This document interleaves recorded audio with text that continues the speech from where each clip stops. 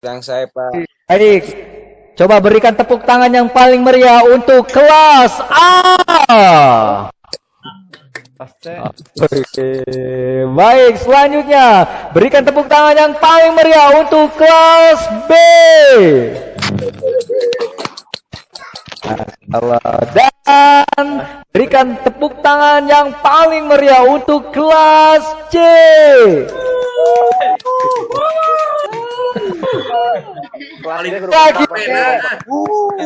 Yang paling meriah untuk kelas D.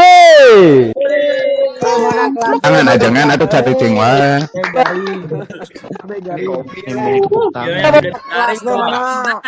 Tepuk tangan yang paling meriah untuk kita semua.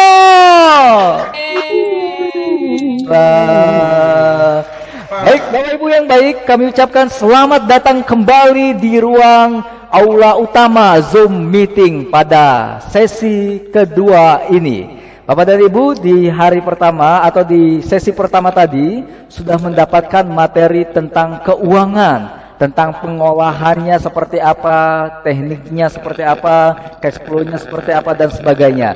Nah, Bapak Ibu sekalian, di sesi kedua ini kita akan sama-sama belajar lebih jauh lagi tentang perkooperasian dan ekonomi syariah. Tapi sebelumnya, izinkan saya mengecek semangat Bapak dan Ibu sekalian pada pagi hari ini. Boleh Bapak Ibu sekalian? Boleh. Oke, baik, kita cek dulu kabarnya. Apa kabarnya pada pagi hari ini? Baik. Alhamdulillah baik. Alhamdulillah.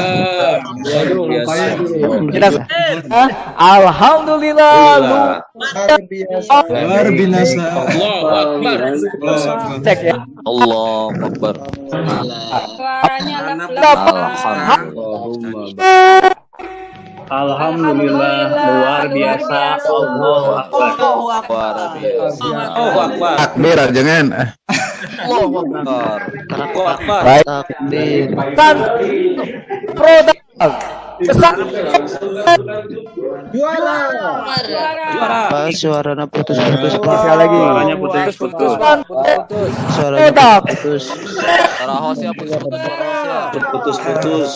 Bebelek-bekan suaranya, aduh. Oh, bebelek-bekan. Host, maaf suaranya putus-putus. Belit, tidak belit. Belit suaranya. Putus.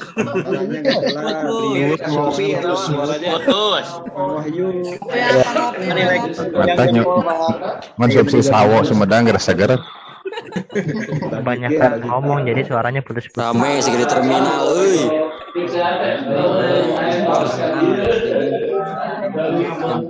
Atapnya biar dingin. Karaoke ya kan? Ya gitu. Komo lamun ditanya Dimut atau dimut. Dimut, ya. Dimut dulu dong. Halo. Dimut biar cepat selesai. Bener recok. di mute aja, di mute kan.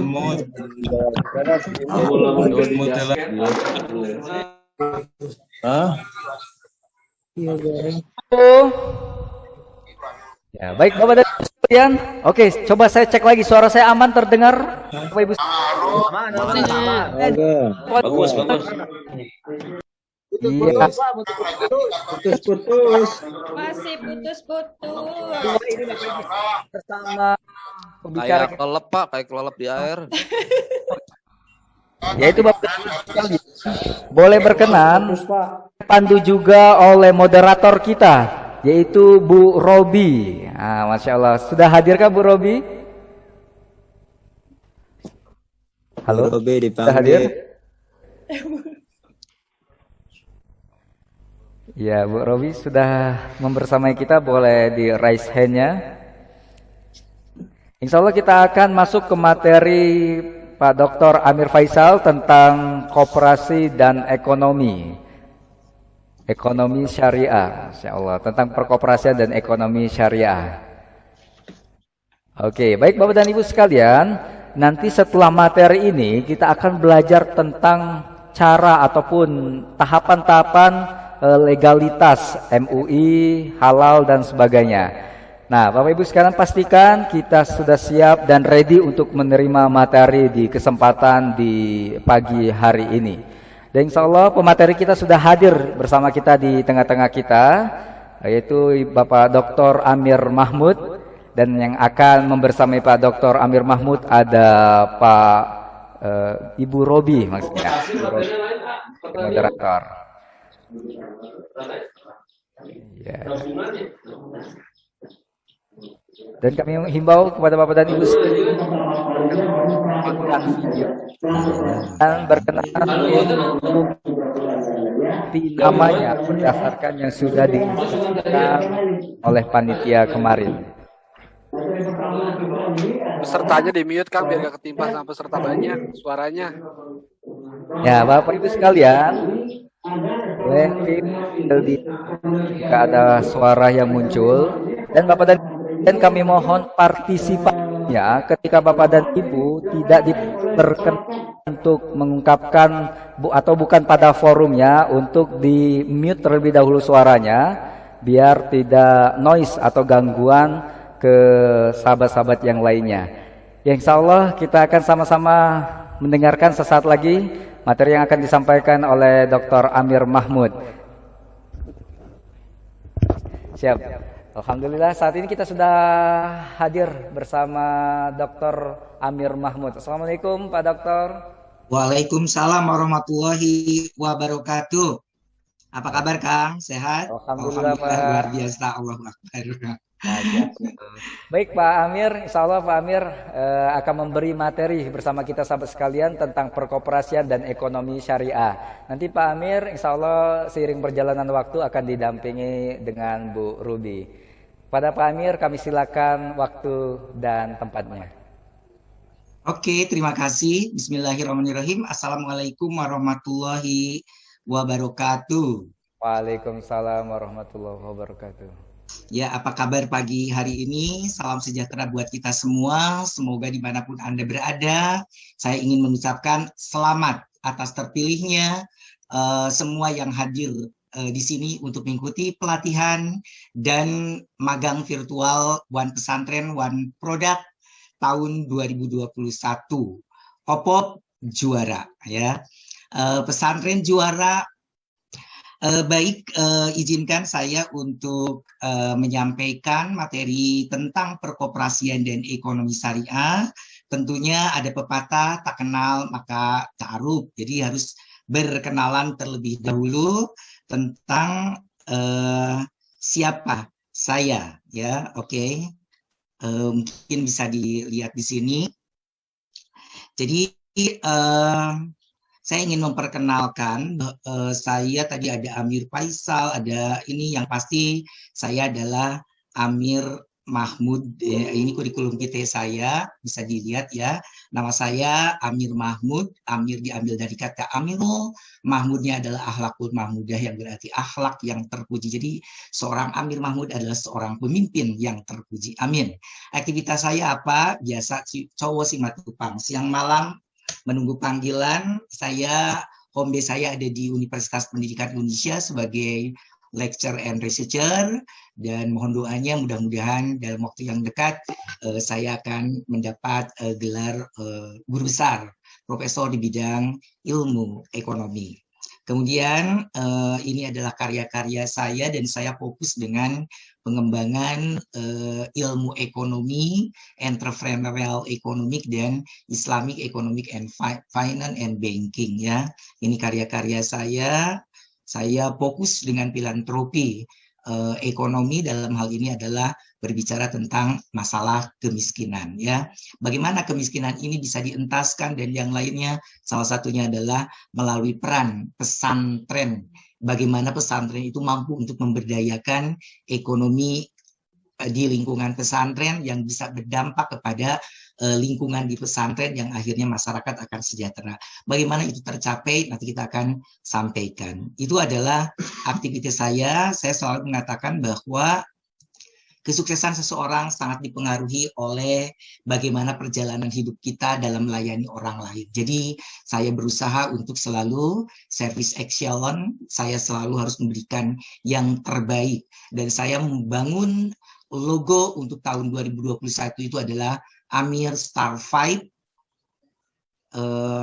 tangguh, optimis, profesional, bermanfaat untuk umat. Sukses seseorang akan berbanding lurus dengan perjalanan hidupnya dalam berbuat baik dan ikhlas melayani orang lain. Itu perkenalan saya. Mudah-mudahan pertemuan secara virtual ini tidak mengurangi hal-hal yang urgent ataupun hal yang bisa kita lakukan untuk diimplementasikan pada saat Bapak dan Ibu melaksanakan bisnis di lingkungan pesantren. Selanjutnya kita akan masuk ke materi, ya. Sudah nampak nggak ya materinya?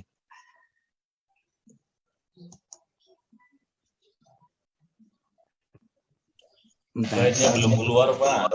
Oke, presentasi ininya belum ya? Belum, Pak. Maaf. Oke, sebentar. Nomor HP, Pak. Oh iya, siap di 081221914886. Ulangi lagi. 081221914886. Ininya adalah amir@upi.edu. Sudah kelihatan? Belum, Pak. Ininya? Belum. Presentasinya sudah kelihatan belum ya? Belum, Pak, belum. Bentar ya. Asli dari mana, Pak? Oh, saya asli dari Bandung. Ya, asli dari Bandung, lahir di Bandung. Jadi memang bapak saya orang Garut. Kemudian bapak saya dari Garut, ibu saya dari Sukabumi. Sudah kelihatan belum materinya? Belum. Kenapa ya? Oh, kurikulum Slide-nya belum udah, coba kurang Sudah jelas. kan, perkoperasian dan ekonomi syariah. Udah Pak, cuman kurang Udah. jelas Pak. Kurikulum Kecil ya. Mm-mm. Nggak apa-apa lah, kita dengarkan saja ya. Yang penting materi ini pasti akan diberikan kepada Bapak dan Ibu tentunya, begitu ya. Jadi tenang saja, kita akan sifatnya adalah terkesan serius tapi santai ya. Jadi artinya kita nggak perlu terlalu tegang untuk mengikuti acara pelatihan ini, kemudian magang secara virtual ini. Tapi kita bagaimana menikmati, karena Bapak Ibu juga selama beberapa jam nongkrongin itu yang namanya laptop ataupun ini tentu pasti akan lelah dan tidak menjadikan sesuatu jadi lebih efektif ya. Baik Bapak Ibu, kita akan masuk ke materi perkoperasian dan ekonomi syariah ya.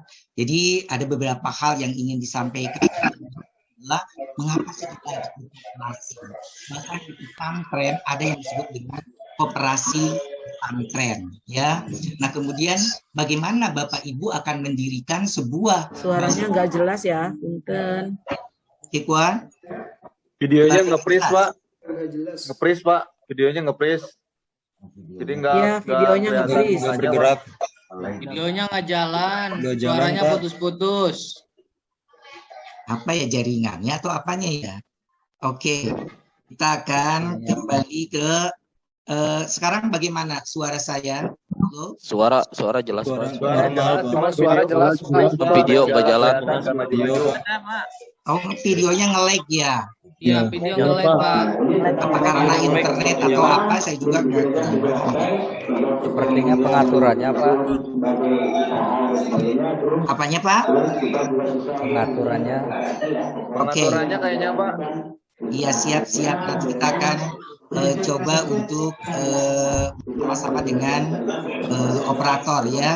Bagaimana mengatasi permasalahan ini. Ini adalah salah satu kelemahan pada saat kita berbicara tentang pembelajaran secara daring ya, secara daring itu ya seperti ini. Jadi ada beberapa kendala yang memang menjadi sesuatu yang kurang efektif ataupun nanti dampaknya seperti apa. Saya memang tiap video ingin ya PowerPoint saja. Apakah bisa di ini bisa diikuti nggak? Coba lihat share screen aja, Pak. Share screen aja, Pak. Share screen Oke. aja, Pak. Share screen ya. Siap. Saya kembali ke Zoom. Operator. Halo. Video saya nggak Bisa nampak nggak sekarang di share screen? Belum, Pak, masih muter. Belum, tidak masuk, hitam saja ini ngeblank. Saya mutar. Oke, sebentar. Begini nih. Bentar ya. kendala jaringan kayaknya, Pak. Iya, ini nge-lag juga di saya juga sama nih. Ini video saya aja nggak muncul nih. Iya ya, semuanya sama ya. Bentar ya. Manfaatkan suaranya aja dulu, Pak. Ya, oke. Jadi Ya. gini saja ya, sambil mendengarkan atau mengikuti, sebenarnya ada beberapa hal yang ingin kita sampaikan di sini adalah yang pertama, ya, Materinya bisa mengapa di-share kita nanti. harus berkooperasi? Ini bocor juga ya suaranya ya. Mengapa kita harus berkooperasi? Apa dan bagaimana korelasi antara kooperasi dengan ekonomi syariah? Tapi yang paling penting adalah how to implementasi. Bagaimana mengimplementasikan antara koperasi pesantren yang berbasis syariah. Tentunya itu yang perlu saya sampaikan. Yang pertama, sebenarnya saya tadinya ingin memutarkan film yang berkaitan dengan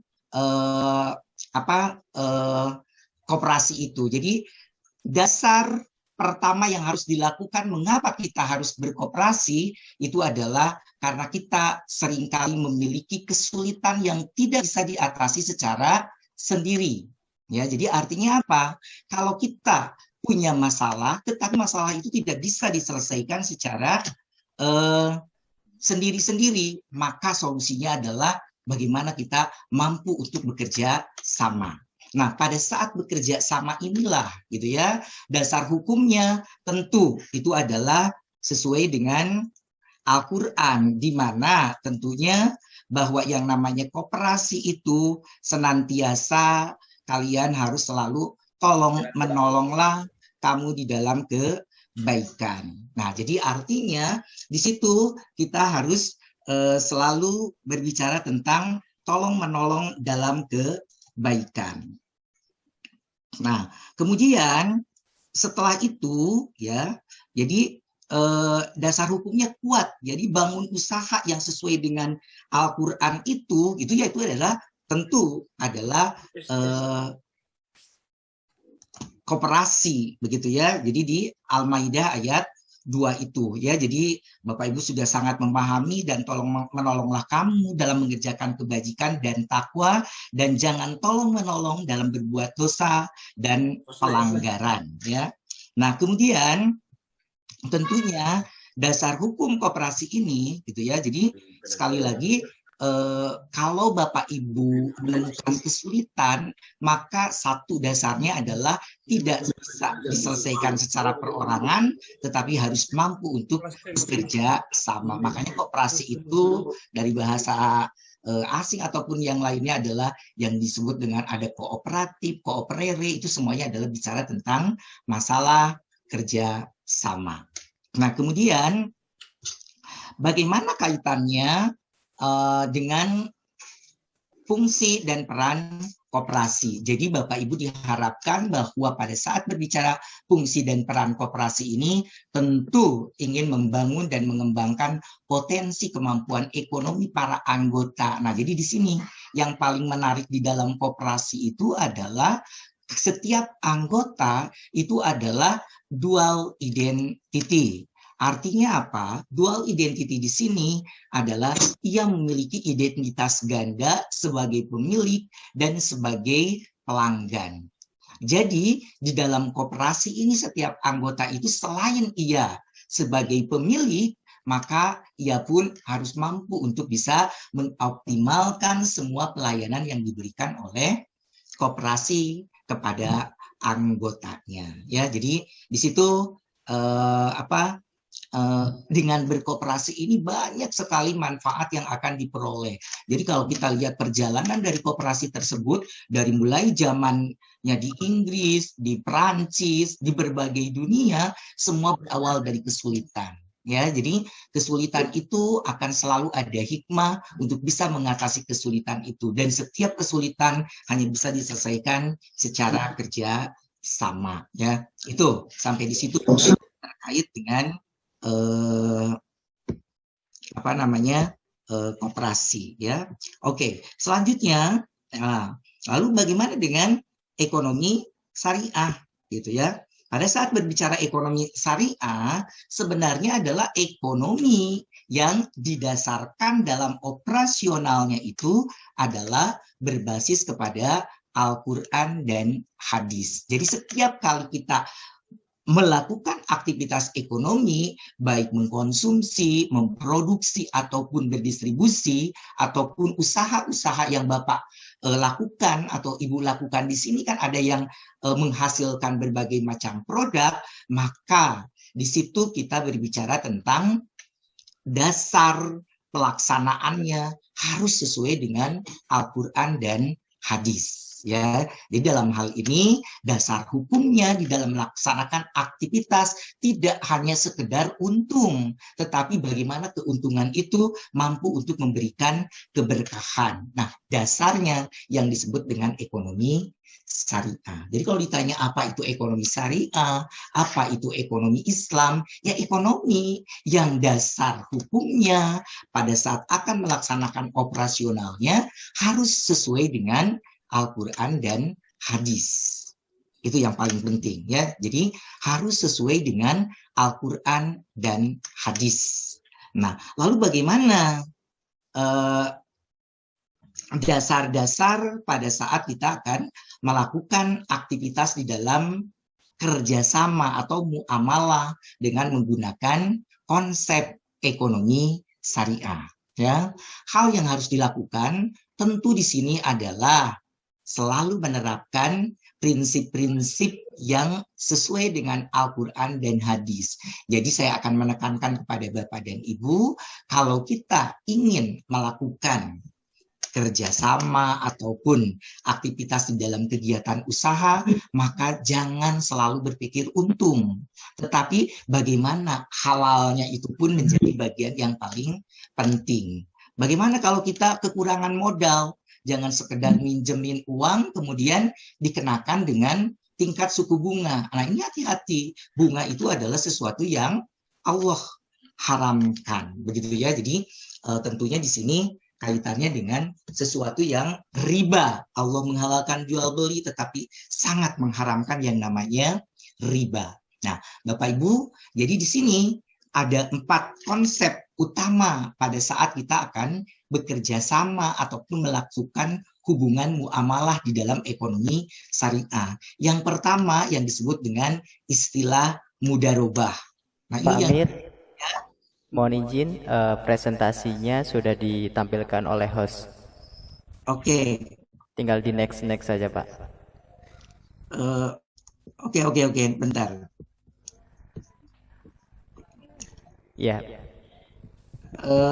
Sebentar saya dipindahin dulu ke sini. Oke, host langsung saja karena kita sudah melewati beberapa slide, langsung ke ekonomi syariah. Coba di next hostnya. Nanti kita akan kembali putar film. Ini sudah kita bahas tadi.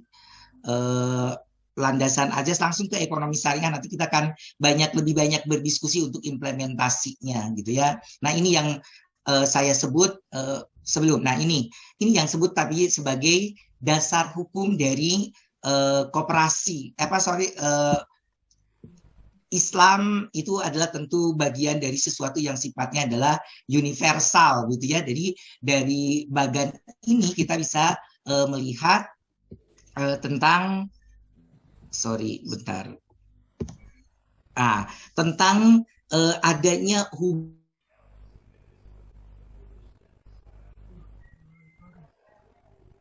hubungan malah di sini ya. Jadi akhirnya kita akan tidak terlepas dari yang namanya keuangan. Ya, nanti Bapak Ibu, aduh saya ingin mengembangkan usaha, pasti akan datang ke berbagai aspek pembiayaan. Oke, next. Kang, next Kang, sorry. Nah, jadi sekali lagi pada saat kita akan melakukan transaksi ya, khususnya dalam hal pembiayaan, hati-hati ya. Hati-hati. Hati-hatinya kenapa? Jangan sampai Bapak Ibu menerapkan pemberlakuan yang namanya tingkat suku bunga. Walaupun itu sesuatu yang ada kecil, sekalipun kecil, kalau itu sudah menjadi dosa, terus ditambah akan tetap menjadi malah petaka untuk kehadiran suatu aktivitas kita. Ya, nah beda antara bunga dengan bagi hasil. Ini ada beberapa. Yang pertama tentu pada saat berbicara bunga itu ditentukan di awal. Saya pinjam dong 1 juta, nanti dikasih bunga sekian persen, ternyata usahanya bangkrut, tetap Bapak Ibu harus membayar tingkat suku bunga tersebut. Ya, kemudian bunga dihitung dari dana yang dipinjamkan, kemudian jumlah pembayaran bunga itu tidak meningkat sekalipun jumlah keuntungannya akan berlipat. Kemudian jumlahnya telah diketahui sebelumnya, dan yang paling berbahaya itu adalah saat berbicara eksistensi dan perhitungan bunga itu sangat-sangat diragukan, dan ini tentu berperlawanan dengan Al-Luqman di ayat 34 bahwa sesuatu yang akan terjadi di masa yang akan datang itu adalah cukup urusanku. Jadi cukup hanya sebatas Allah saja yang tahu. Itu. Next, sekarang kita lihat bagaimana dengan konsep bagi hasil. Nah, ini Bapak Ibu, kalau berbicara tentang bagi hasil, tentunya di sini penentuan besarnya itu adalah sesudah usaha. Karena kita tidak tahu usaha kita yang, oh ini bakal pimajuan, ini bakal suksesan, belum tentu itu akan terjadi. Ya. Nah, kemudian bagi hasil itu disepakati berdasarkan proporsi. Nah, proporsi itu misal 30, 70, 60, 40, 50, 50, terserah. Itu disepakati dari awal, tetapi tidak ditentukan berapa nilainya. Tetapi yang dibagi itu adalah proporsi. Sehingga pada saat terjadinya peningkatan laba, maka di situ juga akan meningkat sesuai dengan peningkatan jumlah pendapatan. Ya, karena misalkan ya nggak apa-apalah saya kebagian 60%, Anda kebagian 40%, tapi fluktuasi tidak ditentukan. Kenapa? Karena memang usahanya berlangsung seperti itu. Nah, jadi di sini tidak ada yang meragukan keabsahan keuntungan bagi hasil. Kalau Bapak Ibu pergi ke Inggris saja, ya salah satu pilihan dari menggunakan pendanaan atau perbankan itu pasti lebih banyak yang menggunakan bagi hasil. Karena diyakini bahwa yang namanya bagi hasil itu adalah sesuai dengan Al-Quran dan tidak mungkin akan terjadi sebuah kerugian. Itu perbedaan antara bunga dan bagi hasil. Jadi hati-hati Bapak Ibu pada saat nanti akan mendirikan koperasi, dasar operasionalnya jangan berbicara tingkat suku bunga. Sekalipun anggota memerlukan modal dari koperasi tersebut. Atau Bapak juga sama, pada saat Bapak dalam usahanya memerlukan modal yang besar, datanglah ke bank, kemudian dikasih oleh Bank BJB, oleh dikasih BRI, dengan tingkat suku bunga yang kecil, karena untuk UMKM dan yang lain, hati-hati, itu adalah jebakan. Jebakan-jebakan yang akan justru menghancurkan usaha Bapak dan Ibu. Ya, jadi hati-hati di sini. Kita seperti itu. Ya, oke, next saya ingin menjelaskan kalau ini ada perbedaan antara produk-produk yang memang dihasilkan dari basis ekonomi syariah. Ya, kemudian dari situ kita akan melihat bagaimana kalau Bapak Ibu akan menghimpun, bagaimana akan menyalurkan, ya. Kalau berbicara tentang penghimpunan, ya, di situ ada prinsip-prinsip yang disebut dengan wadiah dan mudharabah, ya. Jadi kalau wadiah itu hanya sebatas simpanan dan titipan saja. Jadi saya menginginkan kalau Bapak Ibu nanti membentuk koperasi pesantren, kemudian mau menyediakan yang namanya yuk nabung di Kopontren, maka yang harus diterapkan adalah prinsip wadiah atau prinsip mudarobah. Apa perbedaannya? Sebenarnya ada di slide berikutnya, tapi di sini saja saya cukup ya. Jadi gini, kalau wadiah Bapak Ibu ya, jadi hanya sekedar titipan. Koperasi tidak punya kewajiban untuk memberikan bagi hasil.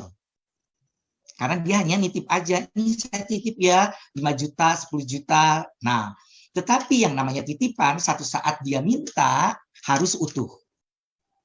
Tiba-tiba Bapak Ibu mempunyai keuntungan dari yang dititipkan itu, maka hal yang harus dilakukan oleh Bapak dan Ibu itu adalah tidak wajib memberikan hasil dari usaha tersebut, tetapi alangkah indah dan baiknya kalau Bapak Ibu memberikan hadiah. Ya, jadi beda pada saat kita bicara tentang wadiah. Lalu bagaimana dengan mudarobah? Nah, kalau mudarobah di awal memang ia menyimpan di Kopontren itu adalah dasarnya adalah ingin mendapatkan keuntungan. Jadi harus ditekankan bagi hasilnya berapa persen. Misal untuk mudorib di sini yang punya modal itu adalah berapa persen. Misal 60%. 40% untuk Kopontren nggak masalah. Jadi di 60% itu di 60% itu nanti kalau ada keuntungan dari usahanya, oh ternyata setelah dipotong dengan biaya-biaya, ternyata dari 10 juta itu keuntungannya hanya 4 juta. Maka 4 juta itu diproporsikan 60%-nya untuk si sohibul mal, dalam hal ini mereka yang memiliki aset, kemudian sisanya 40%-nya adalah untuk si pengelola dari uang tersebut. Itu adalah kalau Bapak Ibu akan membuka unit usaha simpan pinjam. Jadi yang pertama adalah nyimpan dulu gitu kan, tapi harus mengikuti prinsip wadiah atau prinsip mudarobah. Lalu bagaimana dengan kalau Bapak Ibu akan menyalurkan dana tersebut? Nah, di sini ada dua yang harus dilakukan. Yang pertama adalah bicara tentang jual beli atau dikenal dengan murabaha.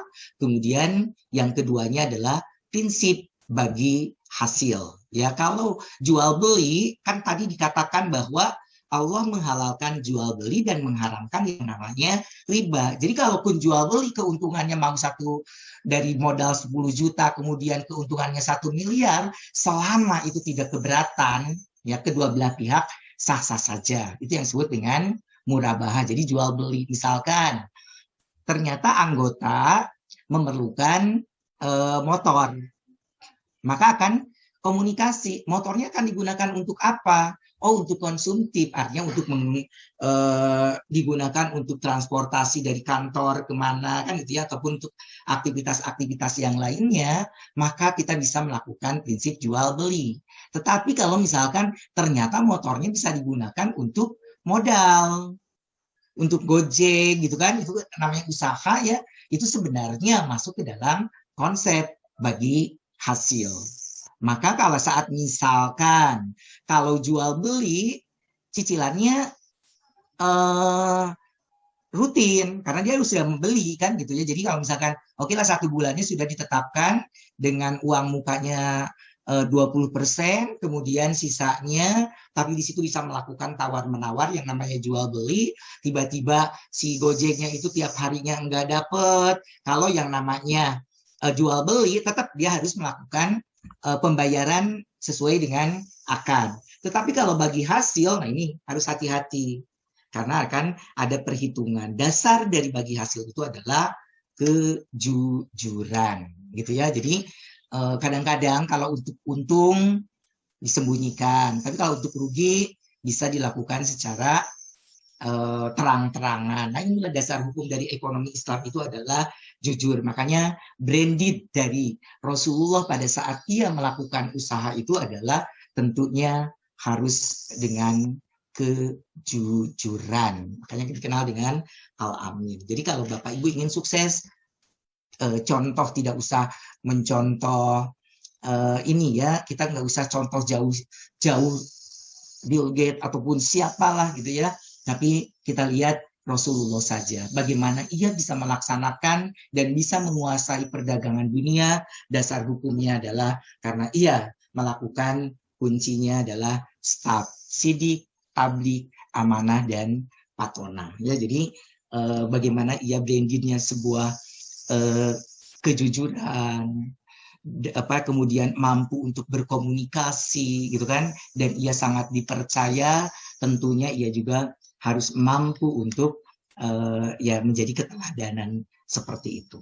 Mungkin ya kita giliran saja sampai di situ. Sambil kita silahkan saya akan buka pertanyaan-pertanyaan dan bagaimana sebenarnya implementasi yang bisa kita terapkan seperti itu. Oke, saya berikan rehat dulu itu, kemudian akan tanya jawab. Silakan Bu Robi, ada Bu Robi yang sebagai moderatornya. Iya, baik Pak Amir, Alhamdulillah, Masya Allah. Baik Bapak Ibu sekalian, berikan tepuk tangan yang paling meriah untuk Dr. Amir Ahmad, Masya Allah. Ya, Pak Amir, Alhamdulillah tadi sudah memberikan materi kepada kita, Pak Dr. Amir Mahmud. Dan Insya Allah, Bapak dan Ibu sekalian, nah, bagi Bapak dan Ibu yang ingin bertanya, konsepnya sekarang Bapak dan Ibu langsung raise hand saja. Nanti akan kami yang memandu siapa yang akan bertanya. Jadi bukan langsung di unmute dan sebagainya. Raise hand yaitu tekan tombol yang sudah ada di komputer ataupun di laptop Bapak dan Ibu masing-masing. Baik Bapak dan Ibu, kami awalkan dulu dengan yang pertama tadi mengacungkan tangan, yaitu Pak Aib Syarifuddin. Insyaallah. Assalamualaikum Pak Aib. Kami ajukan unmute. Ya Pak Aib, boleh Pak Aib. Insyaallah, silakan diperkenalkan dari kelompok berapa dan dari pesantren mana, dan langsung saja ke pertanyaannya. Terima kasih. Ya. Assalamualaikum warahmatullahi wabarakatuh. Perkenalkan, nama saya Syarifuddin dari Pondok Pesantren Marifatul Ulum, Kecamatan Rongga, Kabupaten Bandung Barat. Saya mau bertanya tentang bunga dan juga bagi hasil. Nah, untuk kan yang bunga tadi kan tidak boleh ya, dan juga untuk bagi hasil yang boleh. Nah, bagaimana pertanyaannya itu ya, bagaimana kalau dengan gadai? Misalkan gadai sawah atau gadai motor, hukumnya itu seperti apa? Gitu aja untuk pertanyaannya. Terima kasih. Wassalamualaikum warahmatullahi wabarakatuh. Waalaikumsalam warahmatullahi wabarakatuh. Nah, satu pertanyaan lagi dari Ibu. Terima kasih Pak Aib. Bu Sri Rahayu, boleh Bu Sri Rahayu kami ajukan unmute. Layarnya juga jadi nggak bisa.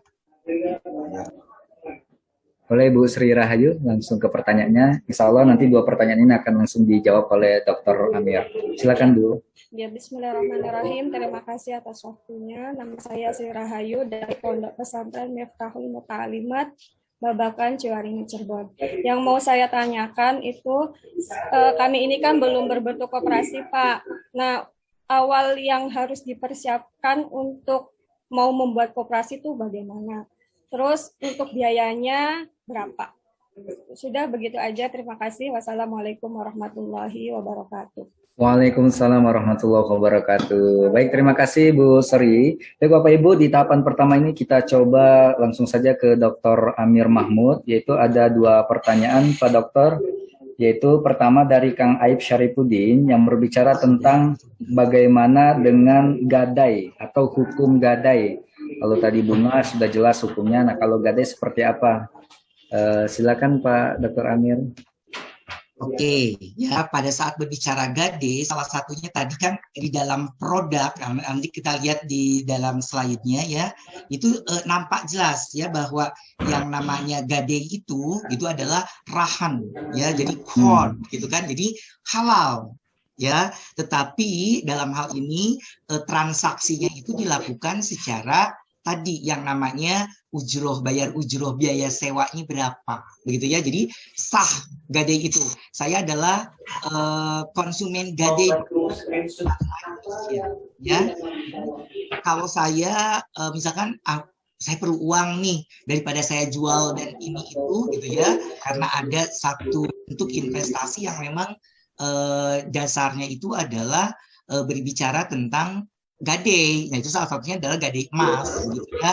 Dan ada gitu ya. Jadi gadai emas itu adalah sesuatu yang dihalalkan gitu ya, karena di situ ada transaksi yang memang akad-akadnya juga sudah didasarkan oleh MUI begitu ya. Jadi tentu ini menjadi sesuatu yang sah-sah saja begitu ya. Jadi kalau saya Bapak Ibu nanti mungkin kita akan ada di momen yang lain ya, bagaimana investasi berbasis logam mulia.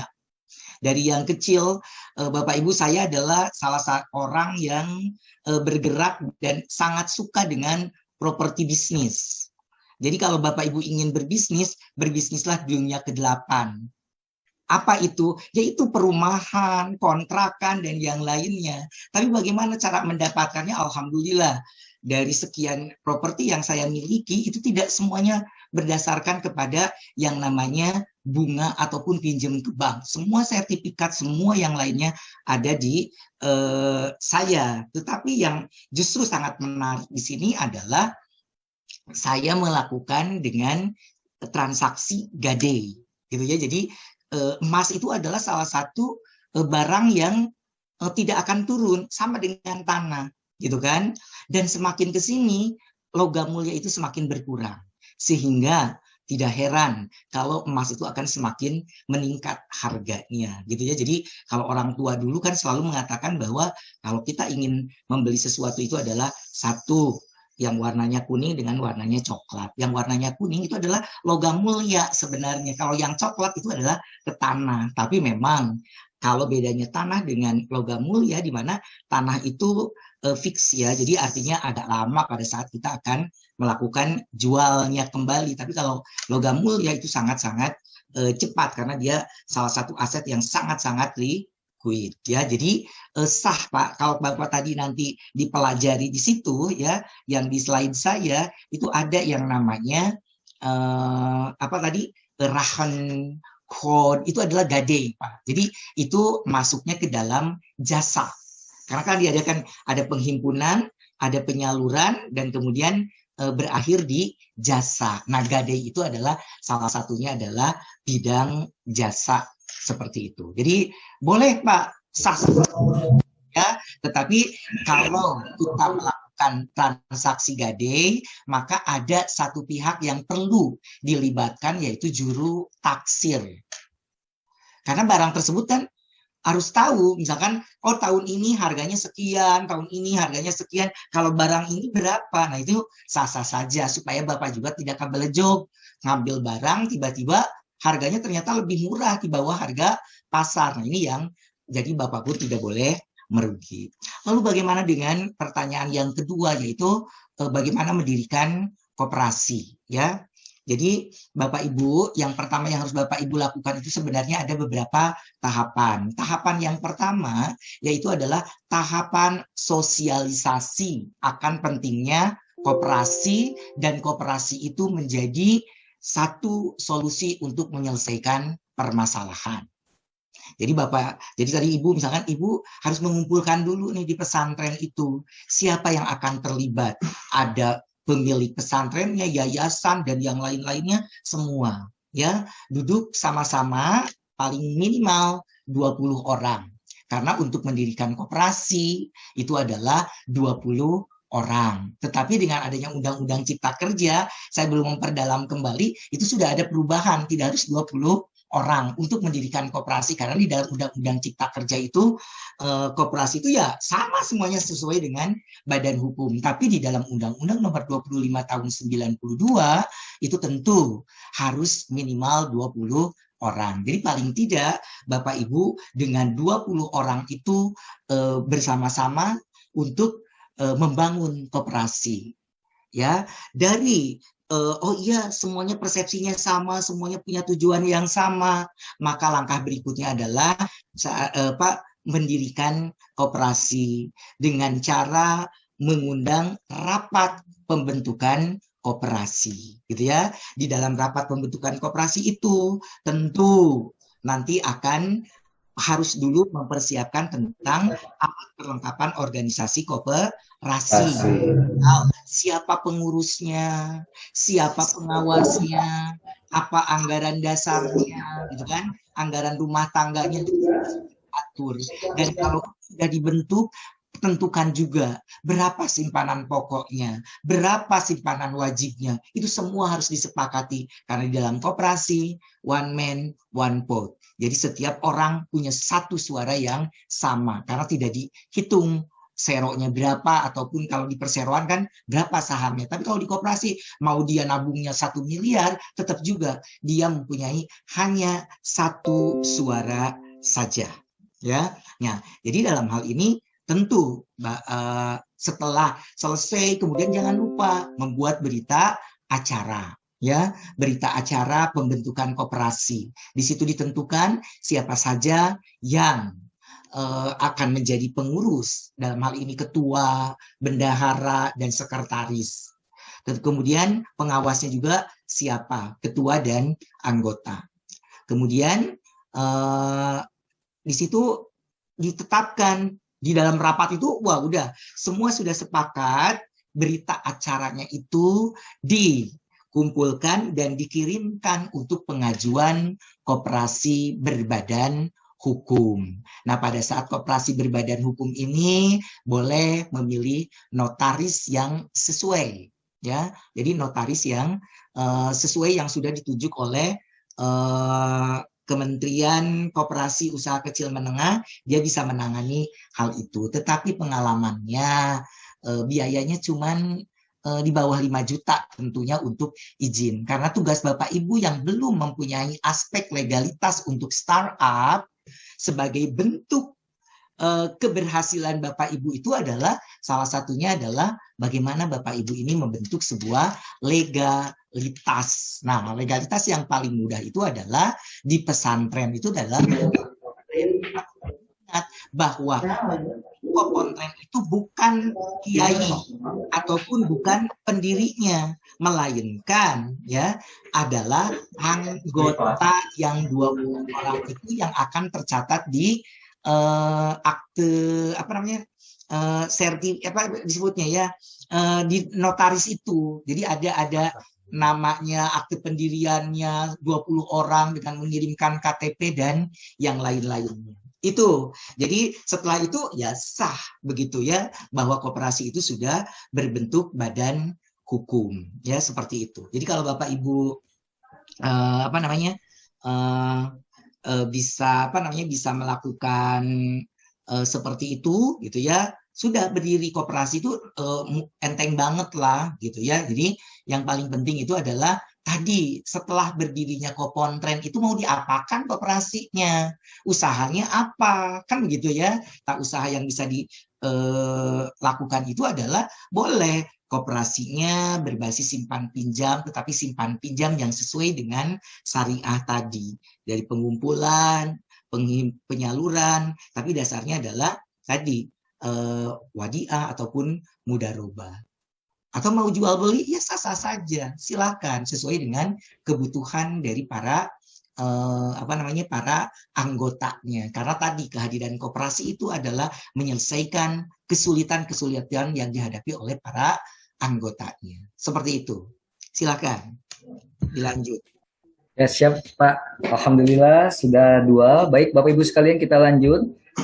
Yaitu pertanyaan dari Pak Asep Musli. Boleh langsung di-unmute saja Pak Asep. Oke, langsung silakan perkenalkan dari kelas mana dan dari pesantren mana. Silakan Pak.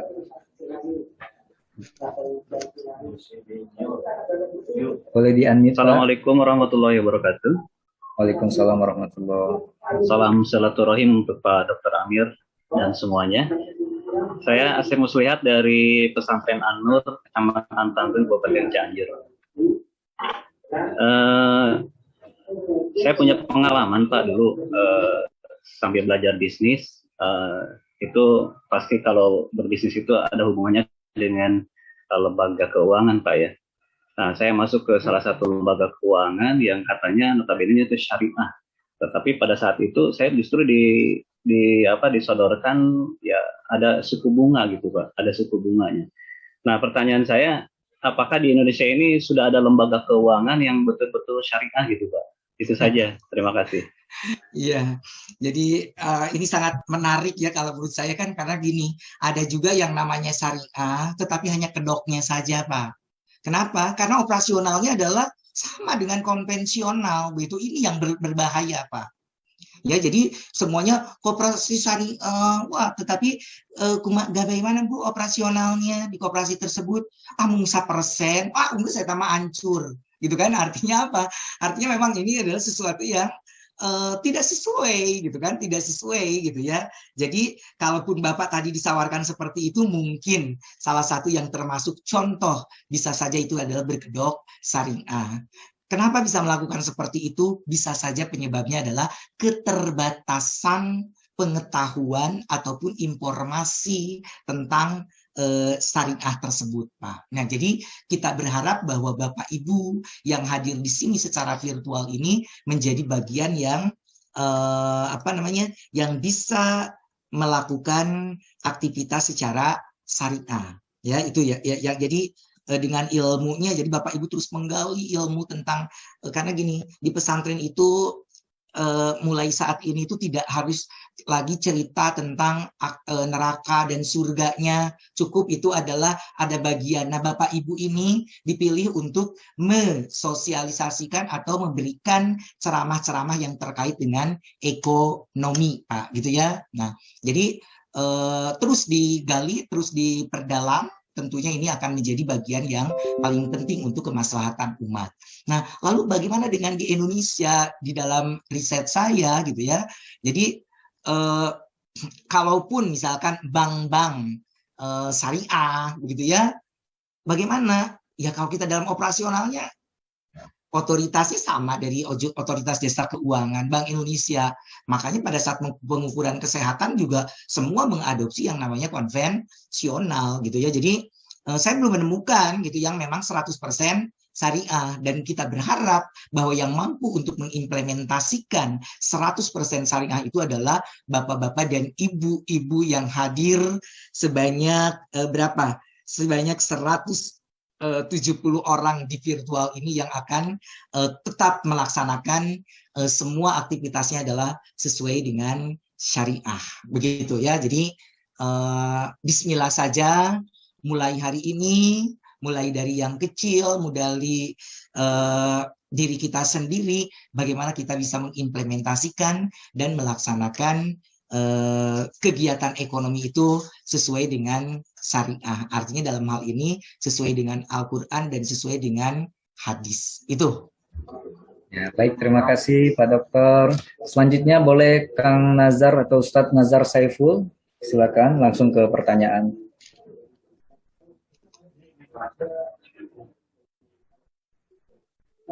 Assalamualaikum warahmatullahi wabarakatuh.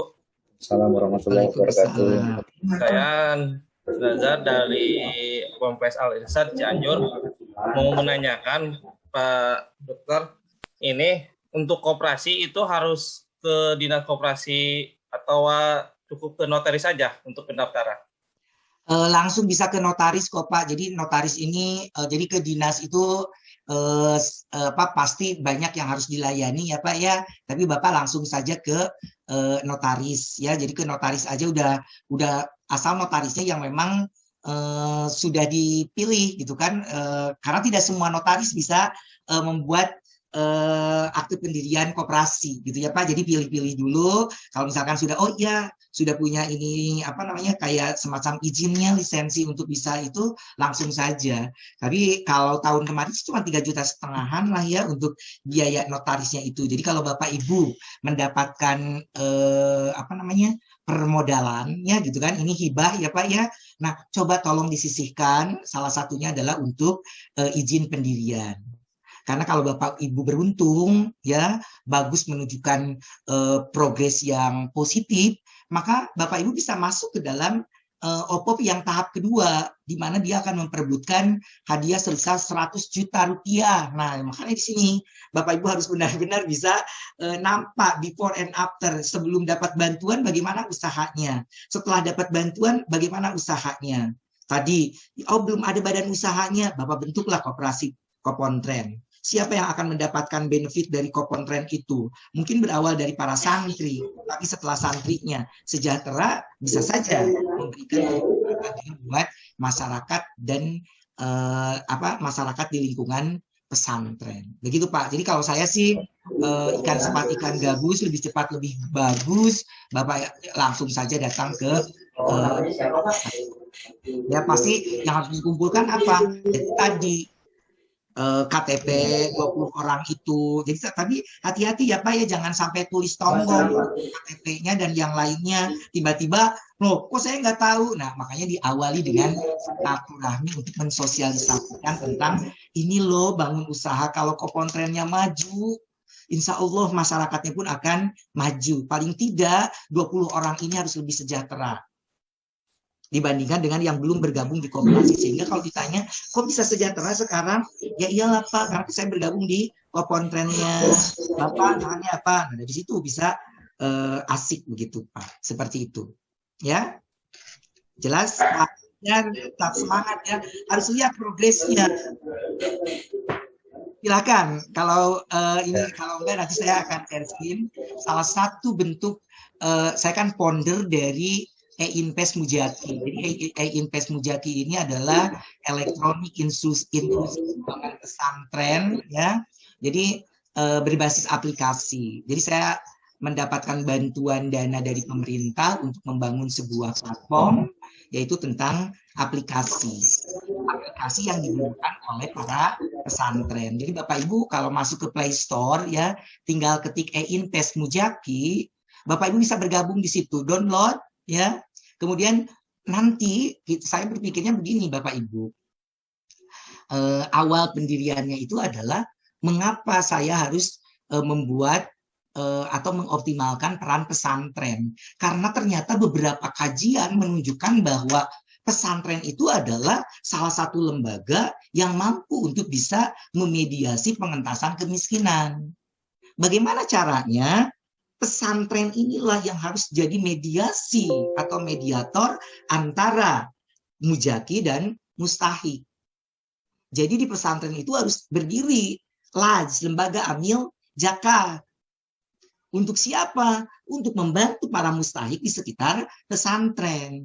Nah, saya tuh membangun sebuah bangunan itu. Jadi kalau Bapak Ibu buka Play Store, ketik E-Invest Mujaki gitu ya. E-Invest Mujaki, langsung di-download, nanti akan ada daftar pesantren. Nah, di situ Bapak Ibu, mereka yang terdaftar di situlah yang akan kita bantu di dalam penyaluran pendanaan kalau kita mendapatkan dana-dana titipan dari para mujaki. Begitu. Jadi pesantren yang harus optimal begitu. Itu saya didanai Bapak Ibu ya untuk membangun startup itu gitu ya. Dan akhirnya jadi sudah ada di Play Store walaupun memang masih dalam penyempurnaan. Dan tentunya yang kalau saya bisa share screen aja izinnya share screen bisa apa enggak ya? Kalau bisa ya alhamdulillah, kalau enggak ya gimana lagi ya. Bisa enggak? Ada kelihatan enggak? Belum nampil Pak. Bukan sudah bisa nampil terus ya. Ada iya Pak. Di layarnya sudah ada. Oke lah, nggak jadi masalah. Jadi Bapak Ibu boleh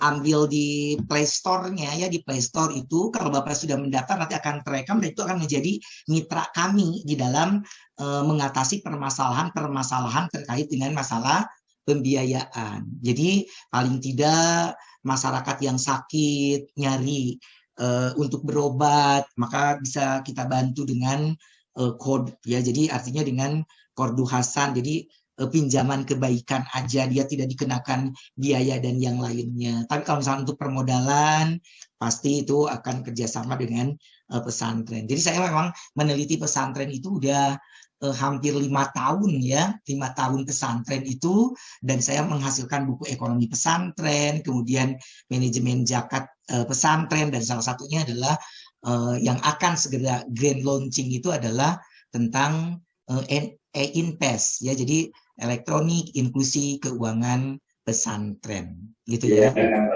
Ya, insya Allah. Jadi di sini saya baca bentar ya, di sini Inpes Muzakika bukan Inpes. Saya di chat ya, saya di chat aja. Bentar. Ini trouble banget ya, kenapa sih? Inpes ya. Inpes di Play Store, coba diklik.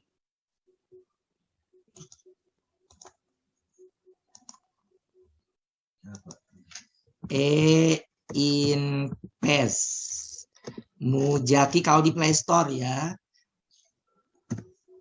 Tapi kalau di web itu namanya einpes.com. Jadi silakan, nah itu bisa bergabung di situ, kita bisa konsultasi, kita bisa segala macam ya. Jadi memang ada beberapa kalau Anda sebagai pesantren itu harus ada izin apa ya, gimana pun juga kan kita harus jelas ya siapa yang dibantu untuk kepercayaan dari para muzakinya, seperti itu. Ya, silakan Kang. Ya baik Pak. Baik Bapak Ibu, selagi menunggu pertanyaan, boleh Bapak dan Ibu dicek di Play Store-nya masing-masing, langsung saja ketik einpes.com. Oke, selanjutnya boleh dari Pak Haji Lupianto. Boleh Pak langsung di-unmute dan langsung ke pertanyaan. Terima kasih. Pak Halupianto, mohon izin Pak Ustadz. Boleh di-unmute. Oh, alhamdulillah. Lanjut Pak Baik, Ustadz. terima kasih atas kesempatannya. Terima kasih Pak Dokter atas pencerahannya, ini luar biasa. Perkenalkan, saya dari Pondok Pesantren Al-Ihsan Bogor. Ini sampai hari ini kita belum punya koperasi pesantren. Nah, kalau dari lihat slide yang Pak Dokter tadi tampilkan, itu diantaranya kan tadi ada penghimpunan dana, itu kan dari sumbernya kan ada prinsip wadiah, baik itu tabungan maupun giro, kan prinsip mudharabah. Nah, bagaimana hukumnya kalau si penabung tadi atau yang giro tadi kan dia tidak wadiah, itu kan tidak mengharapkan bagi hasil, sementara dana-dana yang tabungan maupun giro tadi itu kita putar atau kita kelola, yang notabene nanti akan menghasilkan keuntungan bagi koperasi. Apakah itu hukumnya boleh atau itu haram? Karena kan bagi si punya dana kan dia menabung yang prinsipnya wadiah begitu. Mohon pencerahannya Pak Dokter. Mohon maaf. Oke, terima kasih Pak Luffy ya. Jadi kalau yang namanya titipan Pak, jadi dia tidak orang yang menabung itu hanya menitipkan aja, mungkin ingin rasa aman saja, tidak ingin bertambah uang itu, begitu kan? Nah, jadi kalau seperti itu ya kita tidak punya kewajiban, tetapi ingat yang namanya titipan itu kalau Bapak Ibu mengalami kebangkrutan usahanya, maka yang harus diutamakan untuk mengembalikan itu adalah yang menitipkan.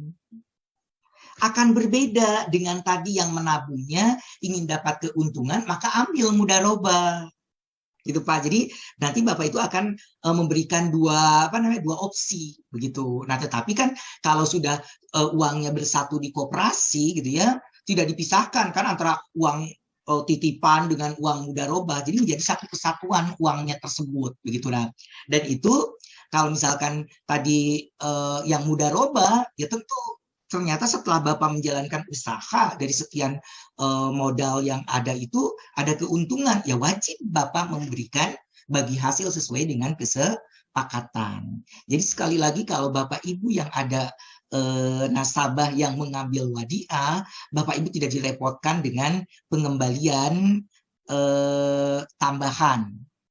Tapi kalaupun Bapak ingin memberikan hadiah karena aduh gara-gara ada modal ini nih gitu kan, maka usaha saya berjalan, dikasih aja lah hadiah gitu kan, itu sah Pak. Jadi Bapak sekali lagi ya, kalau konsepnya wadiah itu enak buat si pengelola begitu, tetapi tetap ya juga harus menjaga amanah tersebut gitu kan.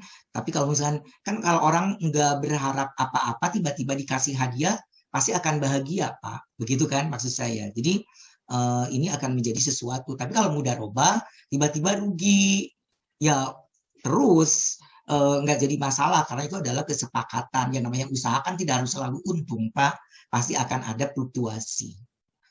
Real, contohnya misalkan begini ya, kalau kita ingin membuka restoran, tiba-tiba kebakaran. Nah kalau mudharabah, Bapak Ibu pasti tidak akan disita itu rumahnya, kan begitu. Beda dengan yang tadi bunga mau bangkrut mau apa juga di jaminannya diambil. Tapi kalau yang di sini tidak begitu ya. Kenapa? Pasti kerugiannya itu akan ditanggung secara bersama sesuai dengan kesepakatannya. Begitu Pak, ya. Udah Ya, ada baik, Masya Allah. yang berhasil invest Mujaki.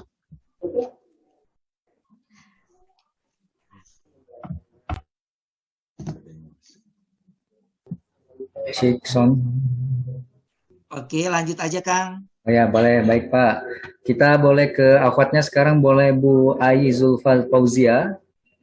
Boleh langsung unmute dan langsung ajukan pertanyaannya. Belum terdengar, Bu. Oke. Boleh diperbaiki dulu. Di chat ada yang nanya. Belum terdengar, Bu. Insya Allah.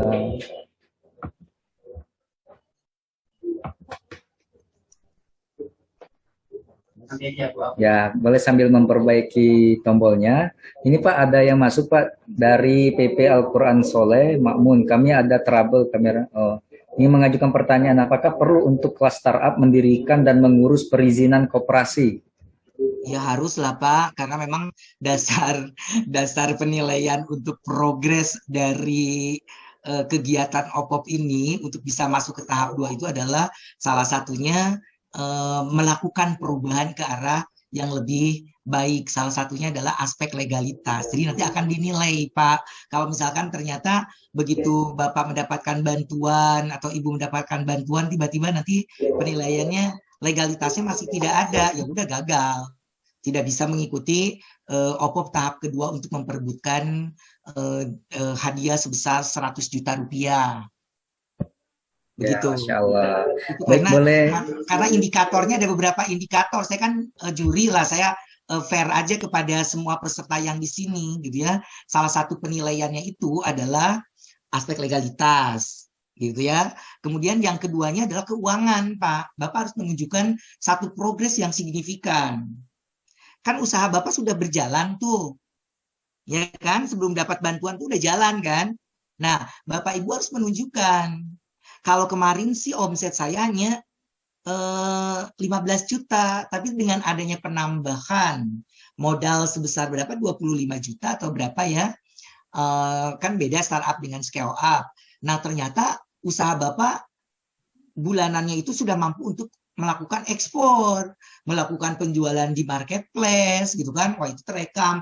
Kalau itu signifikan keuangannya, laporan keuangannya bagus, udah dapat dana 100 juta. Nah, kalau menang lagi 100 juta, bagus, ikut lagi ke tahap berikutnya, yaitu memperebutkan hadiah sebesar 400 juta rupiah hanya untuk 3 pesantren. Nah, itu kan seperti itu. Nah, saya ingin bahwa alumni-alumni yang ikut pelatihan dan magang di Pondok Pesantren Darut Tauhid ini harus jadi juara, begitu. Harus jadi juara, baik skala untuk level startup maupun level scale up-nya, begitu. Jadi berharaplah dari 170 orang ini ada juara, begitu. Nanti kan Anda dapat pendamping tuh, begitu ya.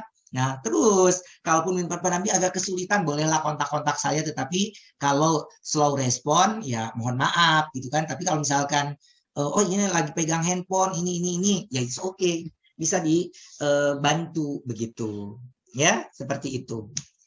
Jadi wajib kalau menurut saya, karena itu adalah salah satu bentuk progres. Dari 20 juta dikurangi 3,5 juta atau 5 juta dulu. Oke, persiapkan dengan 20 juta untuk mengoptimalkan usahanya. Insya Allah, bismillah. Itu salah satu legalitas, tetapi tadi kepentingannya adalah masa yang akan datang. Silakan Zulfa, gimana bisa? Boleh dicabut headsetnya teh, Ustazah, boleh dicabut headsetnya tanpa headset, atau masih belum terdengar? Ya, masih belum terdengar. Ya, boleh kita ke yang lain atau boleh via chat aja teh. Baik Bapak dan Ibu, kita masih ada waktu kurang lebih 10 menit lagi, bahwa tadi pertanyaan terakhir Bapak Ibu, ketika sudah dapat uang dari OPOP di level pertama ini, alangkah lebih baiknya nanti yang belum punya legalitas langsung dibikin legalitasnya. Insya Allah selanjutnya boleh ke Kang Bu siapa? Boleh ke Ibu Nurlina. Boleh Bu Nurlina, langsung saja unmute langsung ke pertanyaannya. Terima kasih. Boleh langsung unmute, Bu. Cek. Waalaikumsalam. Maksud pertanyaannya, Bu. Ya, pertanyaannya, nanti kan ekonomi syariah itu harus sesuai dengan harus sesuai pada Al-Quran dan hadis.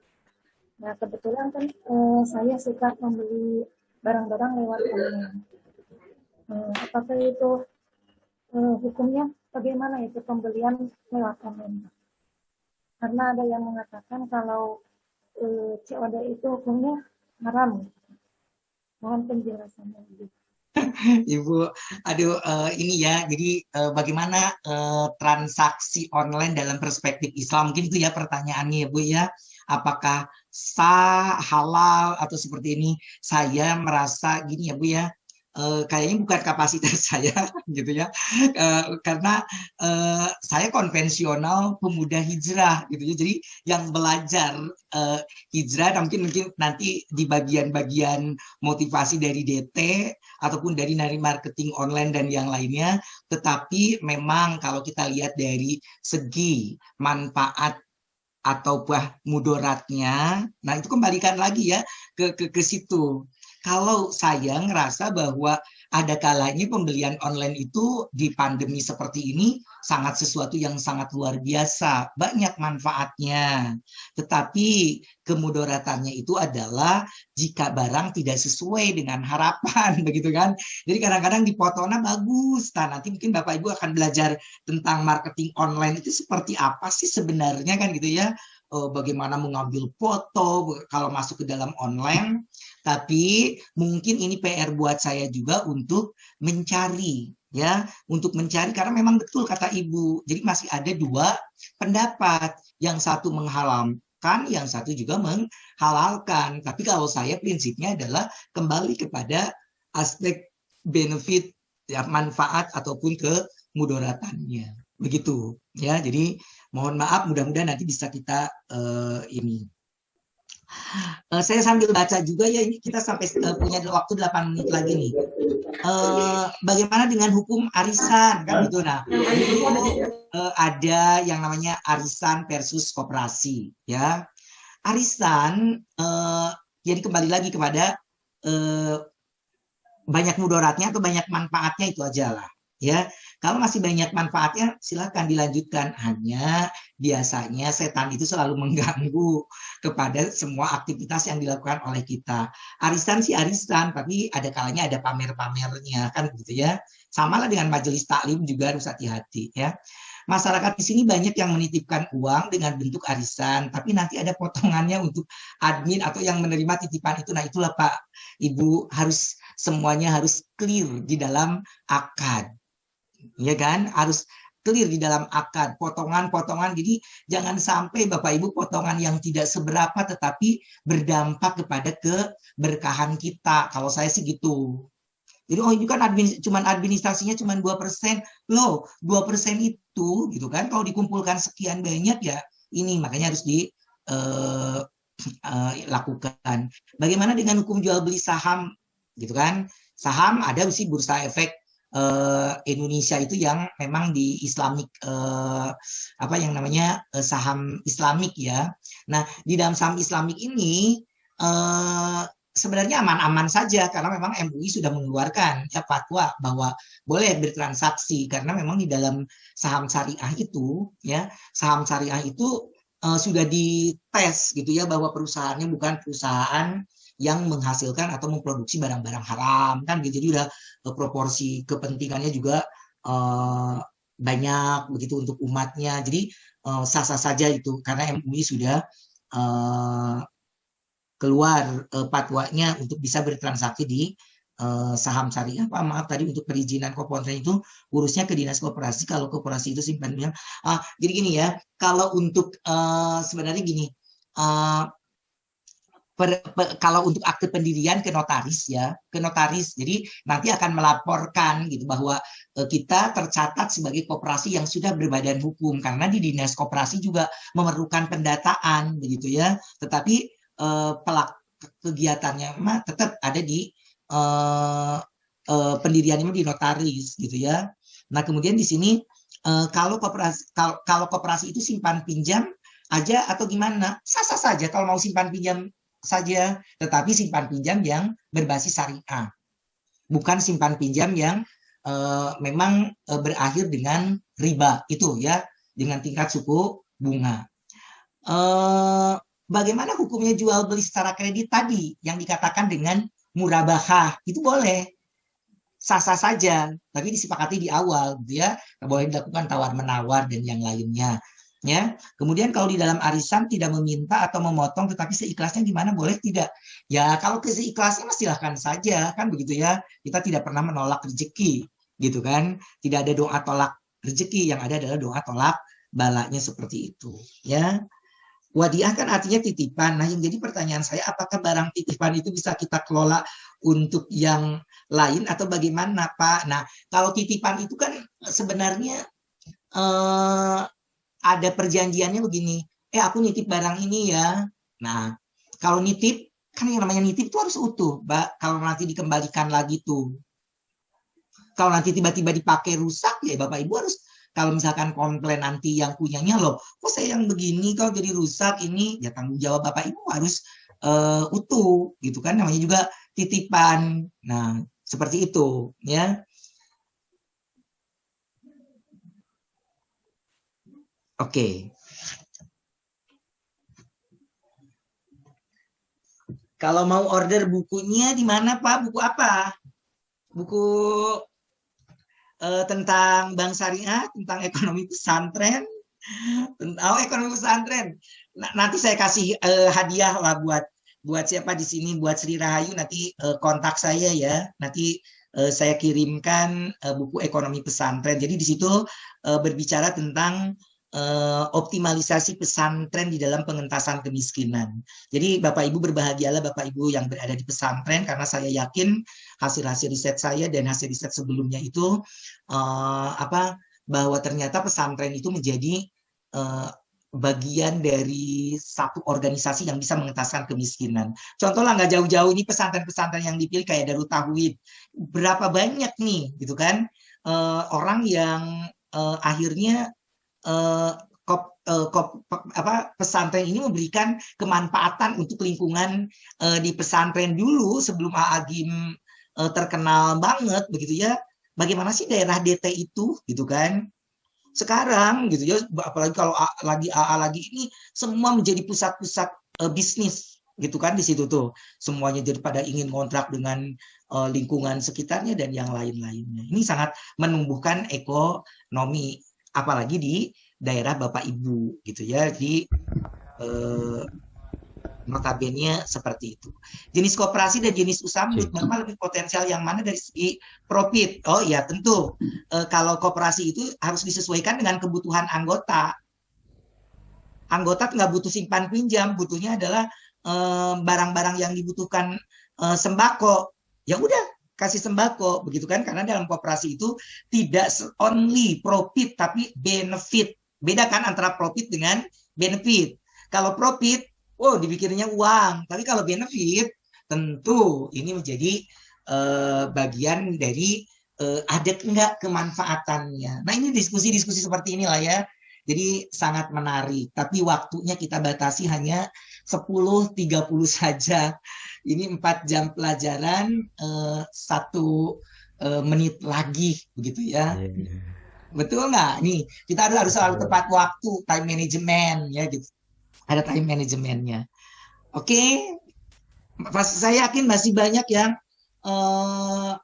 pokoknya gini aja lah Bapak Ibu ya, ending closing saya itu gini.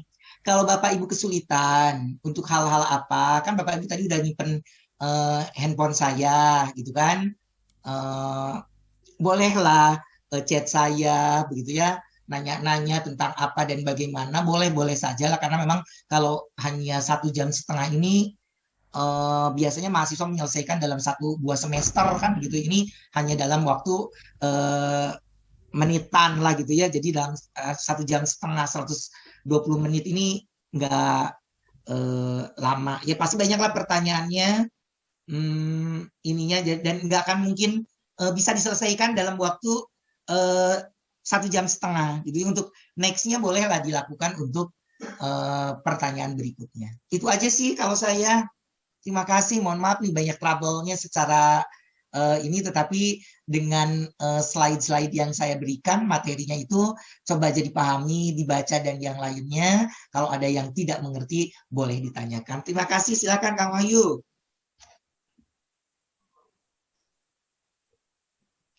Hostnya. Masih suaranya ya ini, karena yang begini, mendingan langsung ya, mendingan secara ini. Suaranya nggak ada Kang Wahyu. Kang Wahyu suaranya nggak ada. Sekarang sudah terdengar. Nah, aman Kang. Aman kan. Alhamdulillah. Baik, sekali lagi kita berikan tepuk tangan yang paling meriah untuk Dr. Amir Mahmud. Terima kasih Pak Dr. Amir. Kami sangat yakin dan percaya teman-teman masih sangat ingin ilmu dari Pak Dr. Amir. Nanti besar harapan sahabat-sahabat bisa langsung saja di chat ke nomor yang sudah di-share oleh Dr. Amir tadi. Insya Allah kita akan lanjut ke materi selanjutnya. Boleh Pak Dokter kita foto dulu Pak Dr. Amir? Oke, silakan, siap. Boleh semuanya menghadap kameranya masing-masing. 1, 2, 3, kamera roll, action. 3, 2, 1, kepalkan tangannya. 1, 2, 3, kamera roll, action. Oke, 3, 2, 1, pesantren juara. Alhamdulillah. Terima kasih Pak Dr. Amir. Ya, terima kasih Laksana Sulem ya, pokoknya bisa komunikasi by WA aja ya. Amin. Terima kasih. Assalamualaikum warahmatullahi wabarakatuh. Waalaikumsalam warahmatullahi wabarakatuh. Baik Bapak Ibu sekalian, alhamdulillah sesi demi sesi sudah kita lalui. Kita sudah berbicara tentang perkoperasian dan ekonomi syariah. Nah, untuk selanjutnya Bapak dan Ibu sekalian, kita akan sama-sama mendengarkan materi itu berkaitan tentang wawasan sertifikasi produk halal yang akan langsung disampaikan oleh Bu Dr. Verika, LPPOM MUI Jabar. Tapi sebelumnya Bapak dan Ibu sekalian, boleh semuanya angkat tangan kanannya semua ke atas. Oke, boleh semua angkat tangan kanan ke atas. Anyam ke atas, go. Siap. Oke, ke kanan.